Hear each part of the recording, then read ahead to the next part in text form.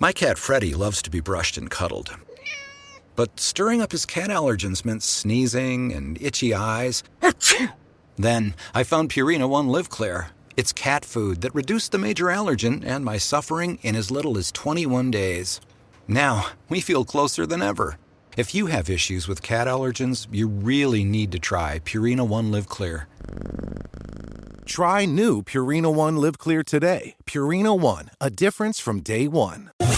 It's The Other Side of Midnight with Frank Morano. This is The Other Side of Midnight. I really love talking with Jeremy Scott. First of all, he does a terrific show and a terrific podcast. It's called Into the Parabnormal, and it explores things that are abnormal. It also explores things that are paranormal. It is really a wonderful, wonderful podcast, which you should check out. It's available on Apple or any podcast app. You can just also go to parabnormalradio.com. One of my favorite guests. Jeremy, it's great to have you back. It's been way too long. It has, Frank, and I appreciate the invite. It's always good to talk with you about the paranormal. There's a lot strange in the world, as you probably see firsthand. That is for sure. Let's begin with the drone situation that the world was fascinated by and fixated on day after day. There was round-the-clock coverage of these drones, which I thought was great. I think it was great that people were asking questions about it, and politicians were demanding answers. There were congressional hearings. There was local governments demanding answers. And then just as quickly as they emerged, they went away, and people essentially stopped caring. Essentially, there was this giant collective shrug from the powers that be. I'll ask you, Jeremy, you're tuned in. Where did these drones go? What were they? And why is everybody accepting the government's explanation that it was no big deal? Great questions. I wish I had a definitive answer on all of that for you, Frank. What we do know is that there were hundreds of these that were seen, and these were all across the country. It was, New Jersey first, and then you started hearing about these everywhere. But really, there was a lot of focus on military installations as well, and airports. Those were the most concerning because obviously that puts air traffic at significant risk. And whether these are drones or they're alien spacecraft or anything that could cause us issue in the air, it needs to be dealt with. We need to get to the bottom of this.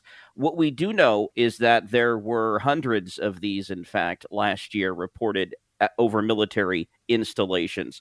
350, in fact, at 100 different military installations of all types and levels of security. And that's direct from the NORAD and NORTHCOM chief general, who revealed a little bit more information on these drones. What was it, just a couple of months ago? In fact, he said that, which followed, of course, the official White House report, which you were alluding to, the official government explanation on what these were. Now, President Donald Trump, before he got into office, had heard about all of these sightings and had pledged to the American people that he would get to the bottom of it, that he would deliver a report, and he would do so swiftly.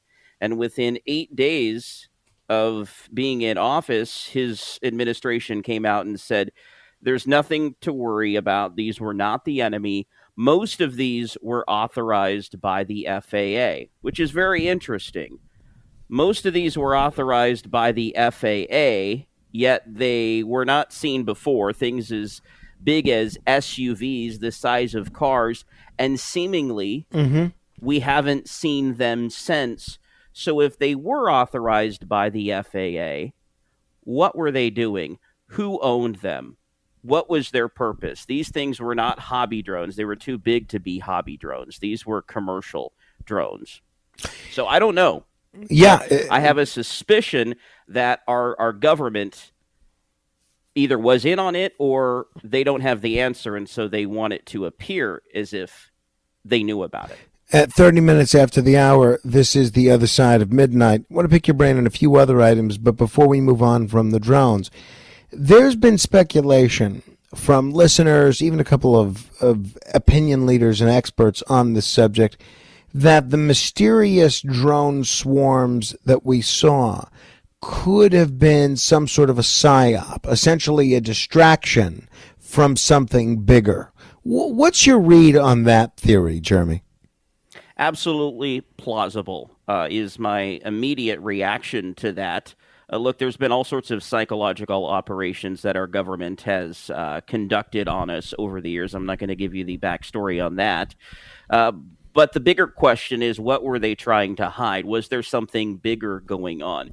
Was there something that this was taking our eyes off of? And if you remember, there was the Cybertruck bombing, and there was another couple of events that were playing out around the same time while these drones were overhead. And many had speculated whether or not they were here as kind of a counterterrorism on a counterterrorism operation, for instance, looking for, there were conspiracy theories on the internet that they were looking for dirty bombs. Well, they may have just been looking for ordinary bombs that can blow up vehicles, in front of major cities to cause, the most harm possible. We don't know. That's the thing. But as quickly as they came, they went away, which is very familiar to what happened in 2023. You remember when all the balloons, whether they were Chinese spy satellites or whatnot, were getting shot down here and also up in Canada. And then we only recovered one of them. It was a Chinese spy balloon, they say. More information has actually come out of Canada because they actually got theirs up in the Yukon that was shot down by the U.S. But again, no answers, no confirmation. Two examples less than 2 years apart of major events happening in the skies that get us looking up instead of looking at what may really be going on. Skeptics listen to this, and skeptics will say this sounds like stacking speculation on top of speculation. How do you separate healthy skepticism from cognitive dissonance when you explore these sort of rabbit holes? Well, if you are one of those people that will never entertain a conspiracy theory or even a theory, whether it's there's a conspiracy involved in it or not, and are of the type that just couldn't exist because our government has never lied to us ever, and they're always truthful, and they always release everything, they never redact. If you're one of those people, then okay, let's go this direction. The White House says that these drones were authorized by the FAA. My question is, what were they doing? Why are they no longer in the skies?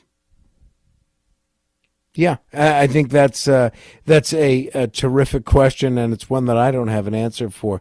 All right, if people are just tuning in, we're talking with Jeremy Scott.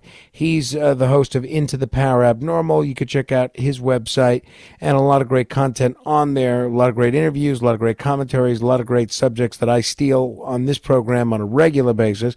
Just go to parabnormalradio.com. That's parabnormalradio.com. And for folks just tuning in, this is The Other Side of Midnight. I'm Frank Morano. Jeremy, for people that have not heard you before, you've carved out a terrific niche covering stories that fall between the fringe and the frontier. For the uninitiated, how do you describe what Into the Parabnormal is all about? Excuse me, Frank. Well, I say it this way. It is a play on words. People think that it's a misprint or it's a typo. Constantly, people are saying, tune into the show. It's called Into the Paranormal, and I have to correct them because they're obviously forgetting a letter in there, and I want to make sure people can actually find the show and know what to listen to. And so when I explain what the paranormal is, I was looking for something catchy to create the name of a show that would get people asking, well, what's that about? And we explain it this way. There are far more things that are abnormal than there are paranormal. I mean, walking down the streets of Portland or New York City or wherever you happen to be, there's a lot of abnormal stuff out there.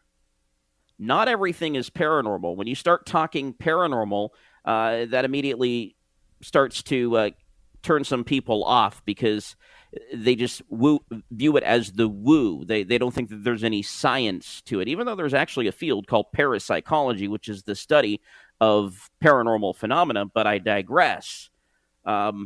It's a play on words, but it allows us to cross over and not just talk about ghosts and UFOs and Bigfoot, but to get into the more abnormal stuff, the conspiracies and the conspiracy theories, and just the weird, strange stories that we will never have an answer to. And those are all over the place. It could be on anything under the sun, or as we say, between the paranormal and the abnormal. You've said before that you're not out to convert skeptics or coddle believers. So when you're covering these stories, what are you looking for? Confirmation, contradiction, or just a conversation? I'm looking for something that is relevant to what is happening today first and foremost. Now, sometimes there's not going to be something that's relevant. We're having a guest come on and talk about a haunted house. I may not be able to find something relevant in which to proceed the conversation about.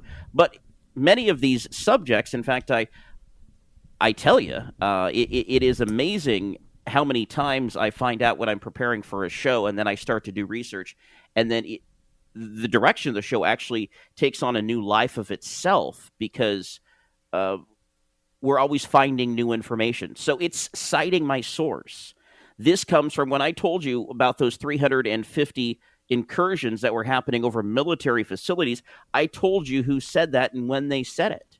This is not just me pulling something out of my you-know-what. Mm-hmm. It is looking for a source and then asking the questions. Well, here's what they are saying. However, it conflicts with A, B, and C.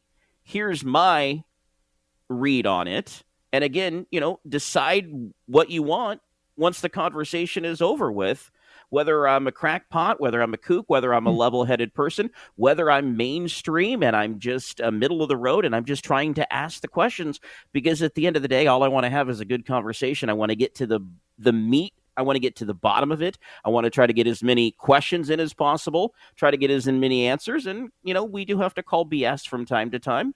The BS detector goes off quite often on the program, and I have to, bite my tongue and, deal with that professionally. So it's, there's a happy medium there as well. How does PwC take your company to the leading edge? They bring the sharpest minds in tech to your team so you can bring the ideas that will transform your business. They're passionate about your industry so you can walk into any room with every advantage. And they're with you every step of the way so you can know you're headed in the right direction.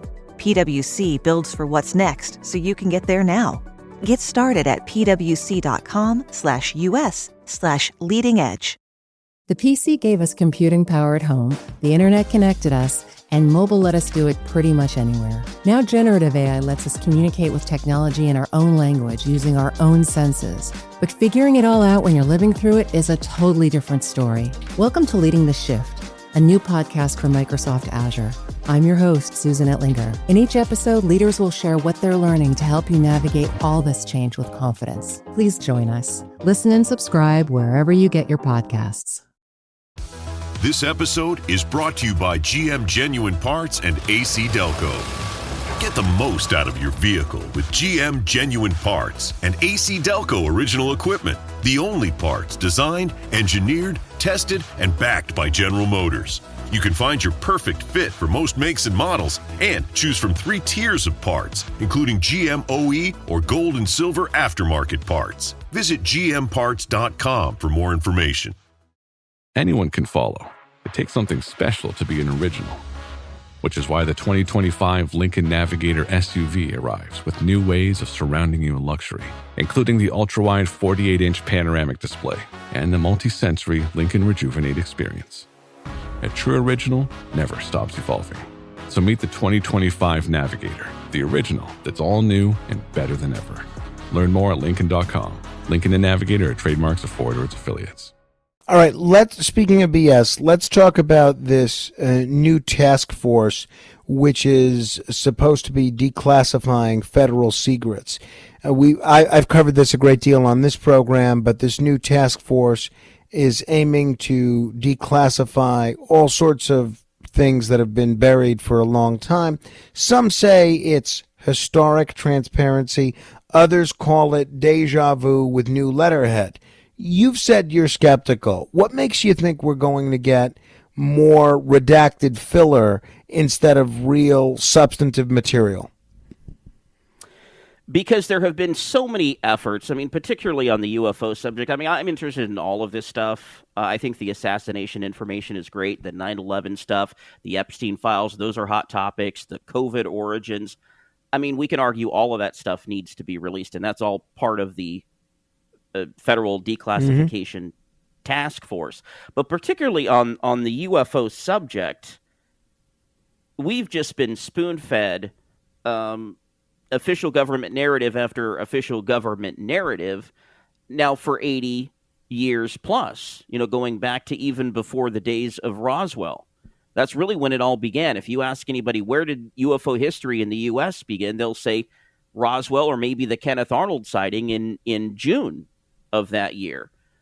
But since then, we've just been absolutely stonewalled with denial and persecution, ridicule, particularly the last main director of the Pentagon's UAP office, Dr. Sean Kirkpatrick, faced allegations that people just couldn't trust him because he wasn't willing to basically give these people the benefit of the doubt and give them the opportunity to come in and share their evidence. He wanted to argue with them and argue with them publicly. And so there are disinformation agents. I'm not sure if he was one of them, who that's just their job.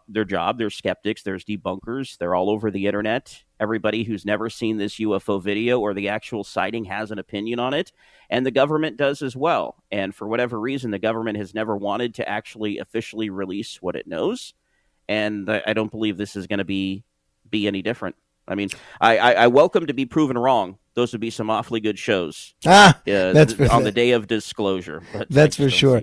If you were advising the task force, what would be your minimum bar for success? In other words, what would make you say, okay, that was worth it? As far as like an upcoming, who they should bring in, who they should interview, who they should talk to? Or even just a revelation or some sort of document or piece of information that you would say, all right, that's really substantive. We've got to have a witness from every demographic. We have to absolutely have a contactee at the table. Somebody who has seen these craft, somebody who has been taken on board these craft. We absolutely have to have military members. And I would say specifically, we have to have those who have dealt with nuclear weapons being disabled during some of these UFO sightings, Malmstrom and others that there have been. We need to make sure that these people are experts in the subject material. For instance, we can't have Boebert going on and asking questions about USOs, underwater UFOs, to people who have no expertise about that. We can't have her be asking about NHI. So we need to bring in subject matter experts. If we're going to talk about UFOs shutting down our nuclear weapons facilities, let's bring in, say, Robert Salas or any of those individuals who were actually on watch when the nuclear weapons were disabled. An abductee, Travis Walton. I'm just throwing a few names out there, and the list goes on and on.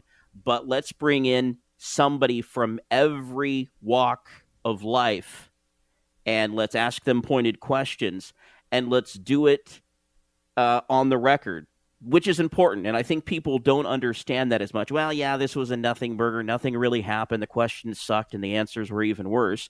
And yeah, I've been disappointed with some of the proceedings. However, don't let it be understated that this has now been on the record. Somebody's actually put this in a transcript. There is an actual recording of this. So the government can't deny anymore, but they're sure going to try. All right, Jeremy, while I have you here on the subject of UFOs, let's talk about Jacob Barber and the so-called egg UFO. The Pentagon says they're looking into it now.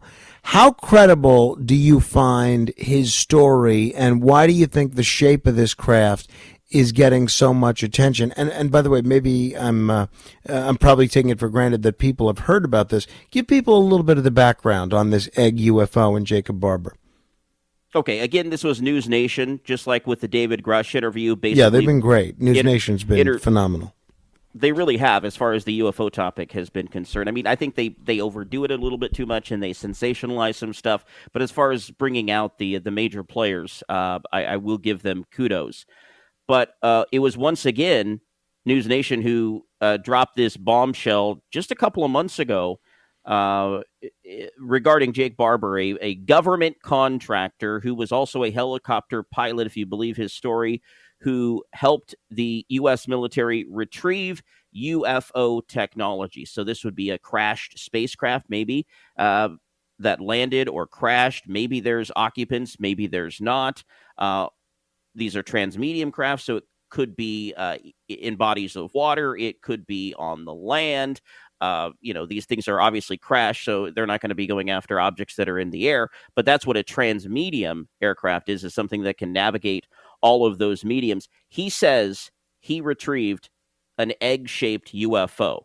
And News Nation also showed video of what appears to be some sort of line. You hear the helicopter noise. You don't see the helicopter, but you hear the helicopter noise. And there's a wire extending down from this.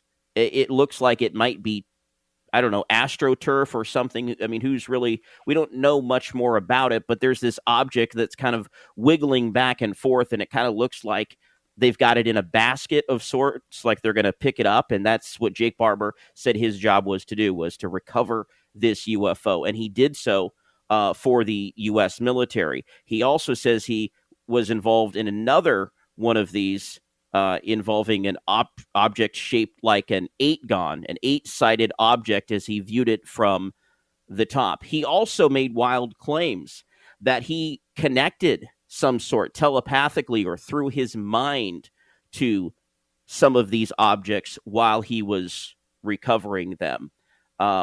Much like after David Grush went on News Nation, there was a hearing within a month. We haven't seen swift action like that this time, although the Pentagon does say that they are investigating this UFO, this egg-shaped UFO. I don't think there's much investigation to do, because if he was actually part of a UFO crash retrieval operation that worked at the behest of the government, there should be some sort of record of that. All they need to do is pull that, but of course, there may not be an official report.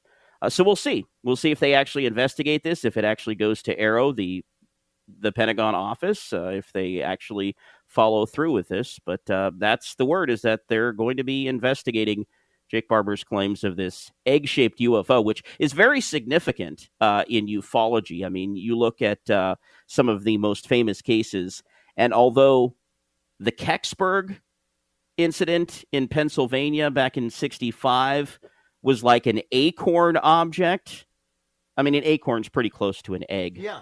Lonnie Zamora also said in the New Mexico one, the police officer who was chasing people and then saw this UFO, that was also the shape of an egg. Well, and so that was sort of my question. Is this case different from the other sightings that have come and gone, or are we just dealing with a new paint job on the same mystery?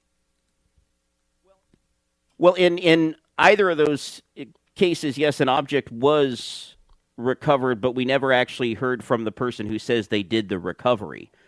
So seemingly, if these objects were crashing in, 47 or 65 or whatever the case happens to be, I guess they could still be crashing now. And so maybe this operation is an operation that's been going on for 70, 80 years. Who knows? When are we going to see some more congressional hearings on this? And if so, what do you think is in store for the next set of congressional hearings? I think they're being more methodical about it this time. For instance, if you go back to 2023, they had one in April, and then they had one again in July. And that was after David Grush came out. And then most of, the end of 23 went by and 24 went by, and it was like crickets. And I was really thinking nothing was going to happen. And then if you remember, come along September, we get word, or maybe it was November. I'll have to double check that here real quickly. It was either September or November where we got these two back-to-back hearings, and really one wasn't a hearing. If nobody goes under oath, it's not a hearing; it's a briefing. And these were actually in November, and so there was the first one that happened, which happened in congressional committee, and that actually brought forth Lou Elizondo and Michael Schellenberger and Michael Gold and also Commander Gallaudet. And then 5 days later, you had the new director of the Pentagon's UAP office, AARO, basically testify before Kirsten Gillibrand in a subcommittee meeting. And so we had basically two of these and actually that was the 19th of November was the second one. So within 6 days, we had these two monumental events that happened in Congress, and now it's been a couple of months. I think they're just waiting, and we'll have to see, because David Grush is now working for Representative Burleson as a UAP advisor. And so who knows what he's advising him on, but I think they'll just take their time and make sure they get this right. The last couple ones weren't done as good as the first one back in 2022. So I think we need a rebound here. It really needs to be done well, and hopefully they take their time and they do it right. Lastly, Jeremy, and it's just always a fascinating conversation, and I hope you'll come back, but in a minute, if you can, looking at the state of UFO disclosure, are we making progress, or are we just getting better at spinning our wheels? We are making progress because it's happening publicly. As I mentioned earlier, this is going on the record, it's going in documents, it's going on video, and this is being put on the record. This isn't just in somebody's blog or in somebody's book or on a podcast. It is on the record. In that case, we're making progress. Also, the National Archives is putting more of this online. Bit by bit, legislation is accomplishing a little bit here and a little bit there. I mean, we've got reports that are now coming out on a regular basis, but they still want us to not believe, and they're still going to be involved in, the cover-up. The truth embargo will continue. So we'll get a nugget here and a nugget there, but it certainly is not going to be the whole enchilada, in my opinion. Yeah, hey, we'll see. We will see. We've been talking with Jeremy Scott. You could check out his radio show by going to parabnormalradio.com. You can also just search Into the Parabnormal on any podcast app. Jeremy, thank you. Let's talk again. Frank, always a pleasure. Take care now. It's my pleasure. If you want to comment on any portion of our conversation, you can give me a call, 646-720-0635. That's 1-646-720-0635. This is The Other Side of Midnight. Straight ahead.